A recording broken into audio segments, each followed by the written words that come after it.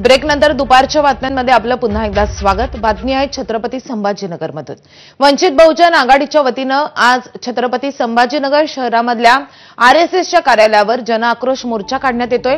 पोलिसांनी मोर्चाला परवानगी नाकारली आहे, तरीही वंचित बहुजन आघाडी मोर्चावर ठाम आहे। संभाजीनगरच्या क्रांती चौकामध्ये वंचितचे कार्यकर्ते मोठ्या संख्येने उपस्थित झालेत। आपण थेट जाणार आहोत छत्रपती संभाजीनगरला। आपले प्रतिनिधी कृष्णा केंडे आपल्या सोबत आहेत।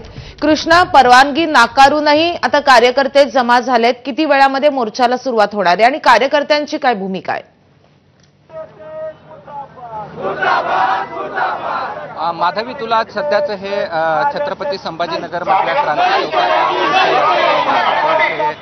मोठ्या प्रमाणावरती आंबेडकरी चळवळीचे कार्यकर्ते या ठिकाणी दाखल झालेले आहेत। वंचित बहुजन आघाडीच्या वतीनं हा मोर्चा या ठिकाणी काढण्यात येणार आहे आणि या मोर्चासाठी आता आपण पाहिलं तर मोर्चेकरी दाखल देखील झालेले आपल्याला पाहायला मिळतात। आरएसएसचे बोर्ड या ठिकाणी प्रत्येकाच्या हातामध्ये आहेत। संविधानाची एक प्रत आहे, भारताचा झेंडा देखील या ठिकाणी आहे आणि आरएसएस मुर्दाबाद अशा प्रकारच्या घोषणा देखील या ठिकाणी दिल्या जातात आणि संघावरती बंदी घालावी या मागणीसाठी हा मोर्चा आहे। प्रमुख मागणी ही आहे की आरएसएस हे आतंकवादी संघटना आहे। यांनी काही दिवसांपूर्वी भारतीय संविधान जाळलं होतं आणि या देशामध्ये आरएसएस हे शस्त्रपूजन करतं।